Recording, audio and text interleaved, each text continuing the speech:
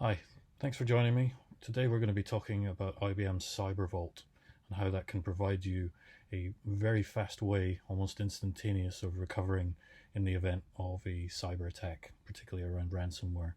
We'll talk a bit about the FlashCore technology that we have that's unique in the industry, and a little around the flash system products that enable all of this capability. So my name is Barry Whyte. I'm part of IBM's storage team based in Auckland, New Zealand, and covering across the whole of our AP region with a kind of semi-worldwide responsibility. I've been working with IBM in storage for 25 years and used to be part of the development team based in the UK that develops the flash system products themselves. So I'm going to take you through at a fairly high level of the CyberVault concept, and then, as I said, into discussion around the flash system technology. We often find that people may think IBM, oh, I can't afford that, or they haven't looked at IBM when it comes to storage products for some time. But we really have some unique innovations, different to what's available from other vendors. And maybe it's time for you to have a look and be surprised at the very competitive pricing that we have. And as we go through, you'll see some of the reasons as to why the technology is kind of up there, setting the direction and the lead for the way that we create the FlashCore modules ourselves, the flash system products, and of course the technologies such as CyberVault and the underpinning of safeguarded copies that we can take inside the flash system. So let's jump in. So you've probably seen in the press, there's seems to be almost a daily ransomware attack happening or some form of cyber attack happening. And the statistics here kind of speak for themselves in the most part. But the one thing that I want you to consider here really is the 23 days of attack related downtime. Now, what that's saying is, on average, if somebody suffers a ransomware attack, and typically the ransomware would come along and encrypt their data, and you'd have to pay someone some money to be able to get the encryption key out so that you can get your data back. They're also stealing the data, so they'll take a copy of the data often and sell that on the dark web. So maybe there's competitive insights that are out there. So it's not just a case of losing money and access for that time, but also the loss of proprietary data as well. Now think about those 23 days. How would you respond and how would you react to your end users, your customers, if you had no access to their data for 23 days? And that's why 60% of those companies will shut down within 6 months, because they just never recover, even if they pay the ransom. Now, 23 days to get your data back, that means 23 days before you can actually access any of your systems again. So that's quite a frightening thought. And this is where our CyberVault concept can come in and can help you. So what is CyberVault? Well, CyberVault is really a methodology, sort of automation, underpinned by some storage technology underneath. So obviously at the heart of this is the ability to take an immutable copy. So you want to be able to create a copy of the data and have nobody be able to change it, not even yourself. So by defining a policy based on retention, so how long do I want to keep these copies for, and a frequency as to how frequently do I take these copies, you can very quickly set up an incremental thin provision snapshotting technology within the system that has these immutable copies. Now, you cannot mount these copies, you cannot read or write to them, all access will be denied to them, and so the only way to actually access them, if you ever needed to, should the worst happen, is to restore the data from them back onto production, or to restore them into a CyberVault. Now, the CyberVault is really this concept that you create some air-gapped infrastructure that has a representative proportion of your key production application sets and operating systems, that you can mount a copy of the copy and then access it and run validation on it. So by doing this in an automated and regular manner, we can actually ensure that the data that's there is good and usable should you need it. So monitoring and being proactive about this is critical. Now there's lots of things out there. We can do things like early detection, obviously that encryption that comes along.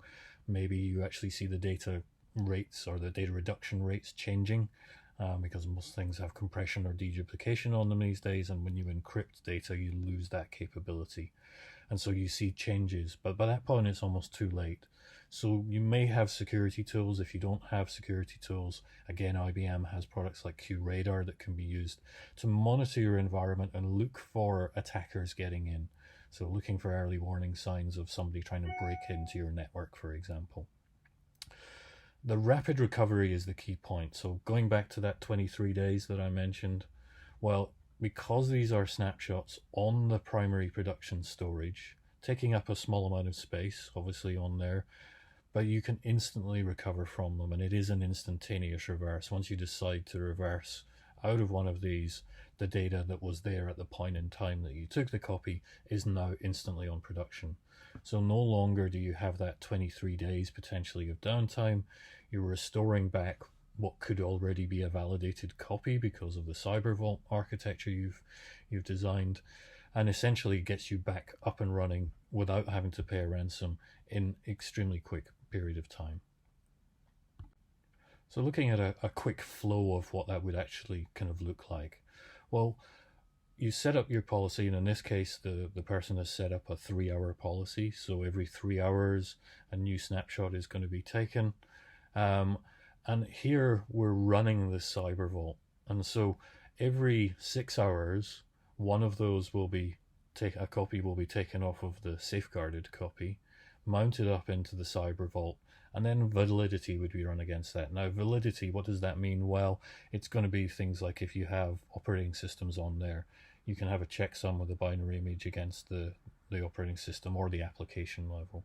For the actual data, it's going to obviously depend on what the application is that you're using. So think of this as if you had a crash of a server or an application and you had to bring it back up and check the data was still good, then those are the kind of things that we would run and we would automate inside the CyberVault.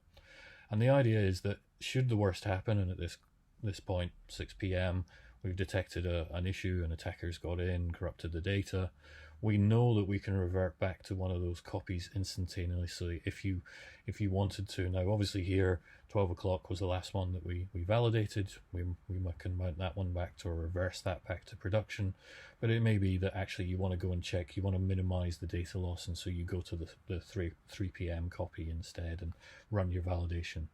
But the idea is it's very quick to get that copy back. You're not stuck in that running around in a panic for those 23 days while you find out whether your backup copies that might be out on tape or on a cloud infrastructure, restoring that data back into your environment, validating that, only to discover that the attacker had actually got in there and corrupt that data as well.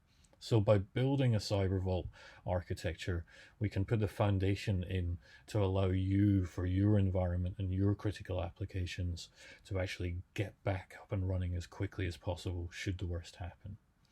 Now obviously there is some additional capacity required for this, and a rule of thumb might be somewhere around about 30% or thereabouts, depending on how long you're retaining these for. Now remember, this is not an alternative to backup.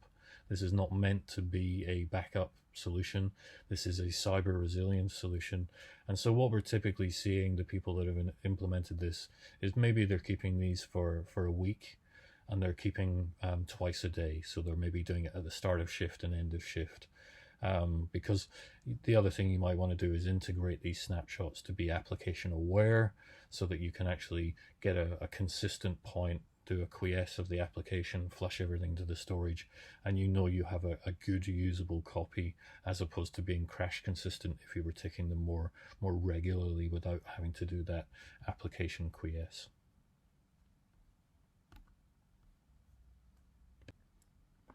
So that was a very quick introduction to the CyberVault concept and the ability with using safeguarded copy, the immutable copies feature that's built into all of our Flash system products from the 5200 upwards.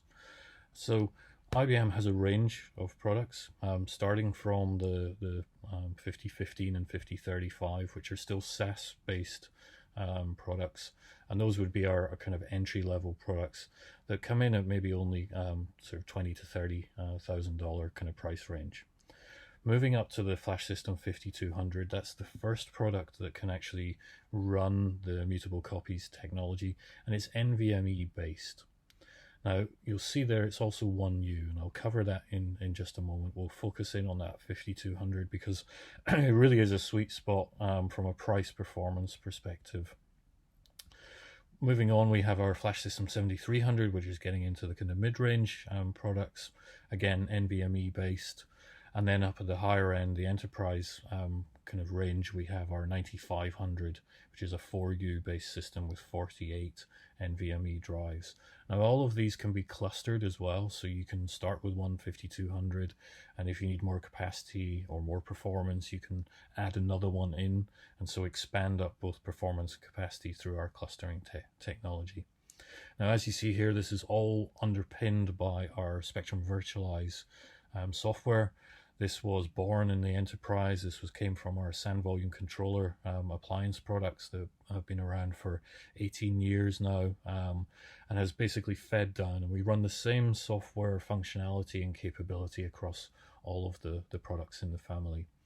Alongside that, we can obviously run into hybrid cloud environments. So we have that same software capability available in Azure, AWS, and IBM Cloud. So if you're looking to maybe have a DR solution, then you could have one of these boxes on premise and then use a hybrid cloud environment for disaster recovery without having to stack up your own second data center or second server room.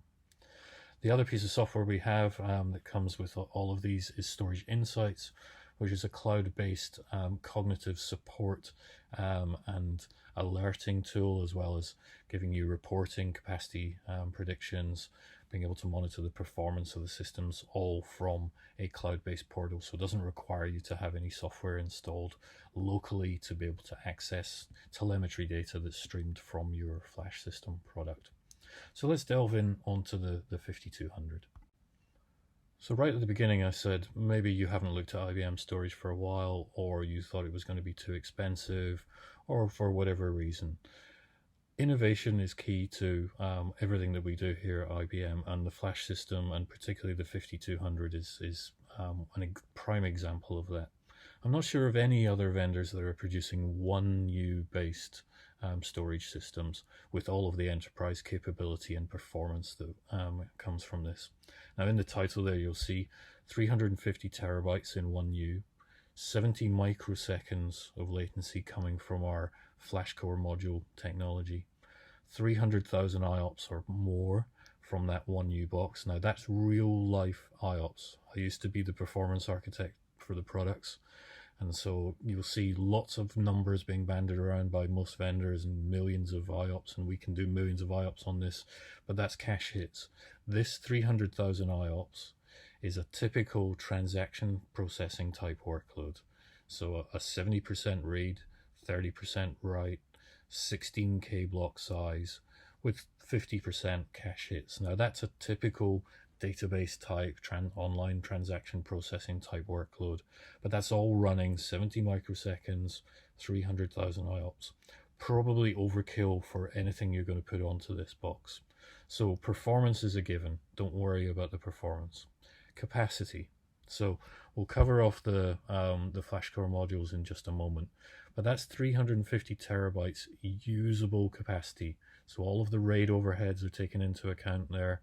350 terabytes before any compression happens.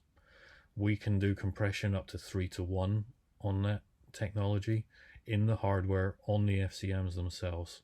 So that's giving you a petabyte effective capacity in 1U. Again, probably more than you actually need for this. Now we can intermix technology types. We've got our unique FlashCore modules, we've got industry standard NVMe SSDs, and we've got storage class memory. So storage class memory being even faster, a bit more expensive, but you can intermix that all inside the single controller. Now some vendors will only allow you to have one technology type in a given system. Here we can intermix it. We can also put SAS expansions onto this. So you could have big nearline SAS drives all running hybrid in the same environment. So this truly is industry leading in terms of density, in terms of capacity, and in terms of performance, but also in terms of the functionality you've got in there. It's got award-winning ease of use, very simple to use. One of the mandates many years ago when we were designing the interface for what was StoreWise at the time was one of our vice presidents said, I want to be able to demo this. You've got to make it really easy to use. And so that has kind of flown through on the design, and it truly is a very simple to manage box. We can integrate with your business automation processes you might be putting in. So Ansible plugins are available. We can integrate into VMware with all of the typical offloads and integration that you'd expect to find there. And we have all of the IBM cloud packs with our automation software that you can obviously look at as well. And if it's not any of those, then there's a REST API into there, so you can typically configure that to match anything else. The 5200 comes with everything enabled, essentially. So all of the capabilities are in there.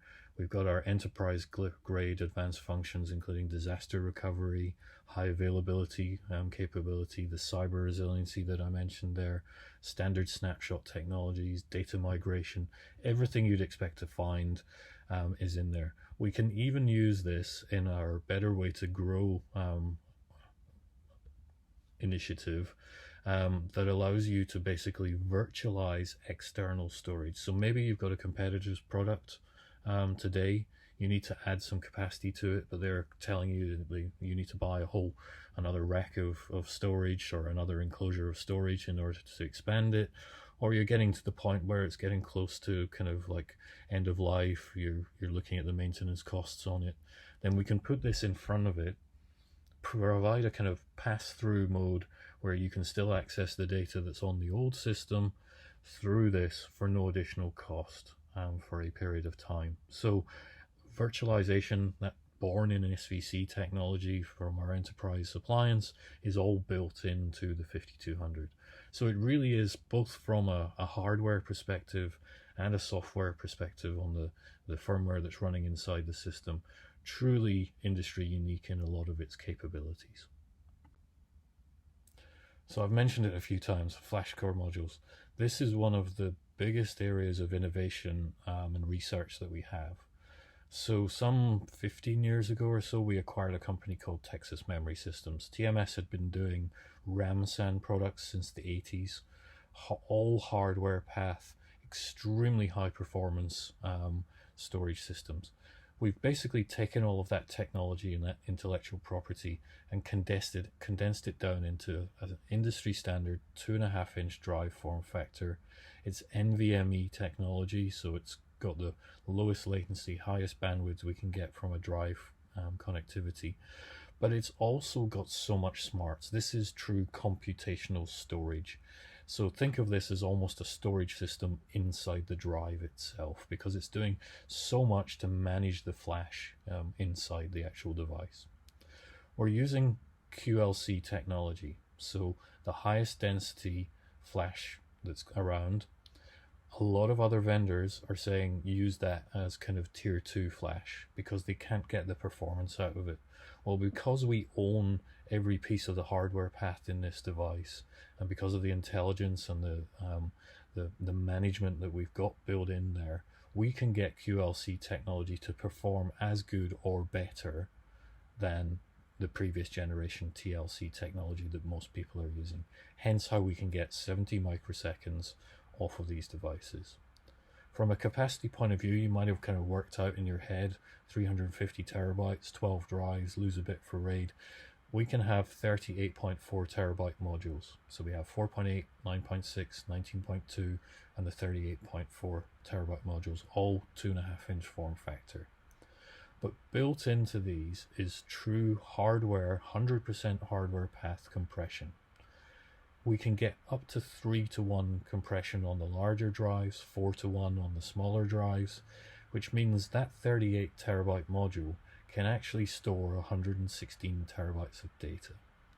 That's how we can get to a petabyte in 1U. Now obviously we're selling this on the physical usable capacity, So any compression you get is over and above and is a bonus. And so cost-wise, when you take into that effective capacity, this is even better. And as it is, even at the raw capacity point, our prices are very competitive with everything else that's out there. And as I say, I encourage you to have a look if you haven't looked before. Ask us for a quote, get us to get you an indicative price for a certain amount of capacity. Now just to sort of close off on the flash core modules, this is just an example of the kind of computational storage that we're doing inside the device itself. So we've mentioned about that hardware compression. Now, without going into too much technical detail, I can talk about this for hours, but I won't bore you with all of that. But essentially, inside the device, there's no firmware. Okay, we have an FPGA, a field programmable gate array, which means we can actually take software that we write, and instead of compiling it into a binary image as you would normally to run on a processor, we compile it into gate logic inside that FPGA. So this is running as silicon gates with essentially the algorithms that we define to manage the device. So making it 100% hardware path. And that's how we take the compression from our mainframe technology that we've had for years, we turn that into the gate logic, and that's how, with compression and encryption and all of these other kind of value add capabilities running inside the device, we can still maintain that 70 microsecond latency. So we do health binning, heat binning, basically ensuring that we can keep the wear leveling across the device. We don't care about drive writes per day on these, essentially. We will never ask you for any of that information. As long as you have a warranty or a support contract on the device, we will replace it if it fails. We've never had one of these wear out in the field. So they may fail from just general chip failures, typical hardware failures, but not from wear leveling or from wear out. So we've got the lowest in class write amplification. These are all the kind of things you have to worry about when managing the NAND itself. We do things like variable voltage levels, so we've learned that you can get more health out of a particular cell. Maybe it will respond better at different voltages. We can do that on the fly because we partner with Micron, who provides all the flash technology to us. We understand the characteristics of each of the generations of flash that they have in there, and so we can actually tailor that based on what we're using inside the device. We do a form of tiering inside the device, basically to give performance boosts. We'll reformat some of the QLC as SLC so we get better performance. We'll dynamically adjust the ratio of that going on based on your workloads. We communicate up with the flash system itself. It's doing tiering, it's doing balancing, it understands the heat of the workloads that's going on, and it passes that down in this hinting architecture so we can do smart data placement on the device. These are not just off-the-shelf SSDs that you can buy. These are really unique technology that's only available inside the flash system products. So just to round off, obviously different performance points, different capacity points available across the whole range of products. If we're looking at the kind of entry-level products, you want NVMe, you don't want to have to worry about performance, you need cyber resilient solution, you want all of those different capabilities in the software stack. 5200 is an amazing product for the price. So thank you for your time, thank you for listening to this. Hopefully that's sparked some interest, and it will cause you to come to us and ask us a bit more about this. We can obviously set up briefings, we can take you through, we can understand your requirements, we can do some workshops around cyber resiliency for you, working with our business partners.